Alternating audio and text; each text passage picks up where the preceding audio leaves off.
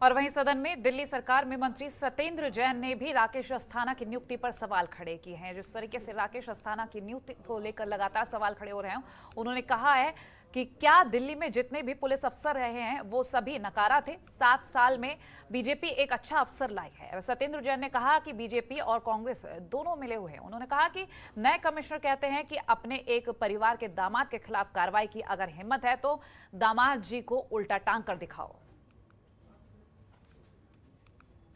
नेता प्रतिपक्ष ने जो अभी पिक्चर सामने पेश की, उन्होंने एक बात तो ये सिद्ध कर दी कि अभी तक दिल्ली पुलिस के अंदर जितने भी कमिश्नर लगाए इस सरकार ने सब नकारा थे, निकम्मे थे, नालायक थे। और उन्होंने कहा कि पहली बारी मतलब 7 साल से क्यों नलायकों को लगा रहे थे, क्यों भ्रष्ट को लगा रहे थे, समझ नहीं आया। अभी तक खुद कहा है उन्होंने कि सारे नलायक थे। अब तक के तो भ्रष्टाचार के खिलाफ कुछ कर ही नहीं रहे थे, आतंकवाद को बढ़ावा दे रहे थे वो। तो अगर इनका बयान इस तरह का है तो मुझे तो लगता है शर्मनाक है। और उनको सोचने की जरूरत है कि भाई ऐसे अगर काबिल अफसर इनके पास पहले से थे तो पहले लगा देते। भाई केंद्र में सरकार बने हुए 7 साल हो गए, एक तो ढंग का अफसर लगाया होता दिल्ली के अंदर। जो अभी नियुक्त किए गए कमिश्नर साहब, उन्होंने एक पार्टी के दामाद के खिलाफ कार्रवाई की। भाई वो कौन सी करी पता तो रहे, ये किसी को नहीं पता। हुआ क्या, कब हुआ, भाई लोग पूछ रहे क्या हुआ बता तो दो। कुछ नहीं पता क्या हुआ। गीत गा रहे हैं, गीत गा रहे हैं, गीत गा रहे हैं, दामाद जी के खिलाफ हमने कार्रवाई करी।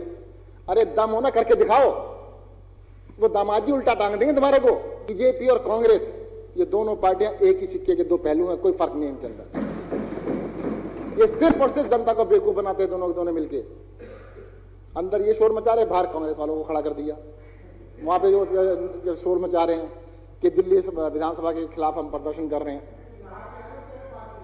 और कहते खूब वाटर कैनन में नहा रहे हैं, वाटर कैनन से नहा रहे हैं, धो रहे हैं, और कहते हैं पानी नहीं है। कांग्रेस को अगर कुछ कहा जाए तो बीजेपी को बड़ा दर्द होता है, और बीजेपी को कुछ कहा जाए तो कांग्रेस को बड़ा दर्द होता है। अभी जैसे हमारे माननीय सदस्यों ने कहा, मैं गोवा गया था, वहां पे मैंने कुछ नहीं कहा। मैंने कहा भाई कुछ विधायक बिक गए तो बीजेपी के मंत्री जी को तकलीफ होगी। मैंने भाई मैं बिक्री खरीदने की बात नहीं करूंगा, मैं आपका नाम नहीं लूंगा तो भी तकलीफ होगी। कहते आप ऐसे जिक्र ही क्यों कर रहे हो। कहते विधायकों को खरीदना और बेचना हमारा परम अधिकार है। कांग्रेस को अगर वोट दी या नहीं दी वो तो बाद में खरीद फरोख्त कर ही लेते हैं। खबरों के निष्पक्ष विश्लेषण के लिए सब्सक्राइब करें जनतंत्र TV and press the bell icon. Never miss any update.